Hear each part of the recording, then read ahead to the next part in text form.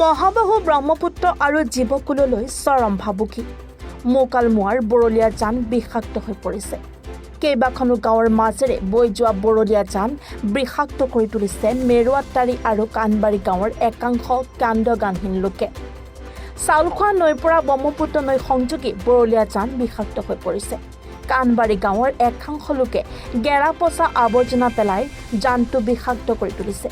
আনকি স্থানীয় একাংশ লোকৰ শৌচালয় গোহালি গৃহ আদিৰ গোবৰ জানটোত পেলাই জানটোৰ পানী বিষাক্ত কৰি তুলিছে, যাৰ ফলত মহাবাহু ব্ৰহ্মপুত্ৰৰ লগতে জনজীৱন জীৱ জন্তু চৰাই চিৰিকটি আৰু মৎস্যকুললৈ নামি আহিছে চৰম ভাবুকি।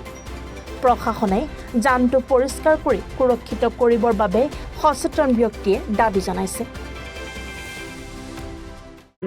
এতিয়া জাবৰ জোঁথৰবিলাক এতিয়া আমাৰ যিবিলাক আমাৰ এই বিভাগীয় মানুহবিলাক আছে, ইহঁতে এই বস্তুখিনি চাফা কৰাৰ এটা বিধি ব্যৱস্থা কৰিব লাগে। মানে বহুত মাছ খাব পাৰি। এইটো মাছ আমাৰ বিলৰ মাছ বুলি কয়। বিলৰ মাছ ইয়াতে শৌচাগাৰ বনাইছে।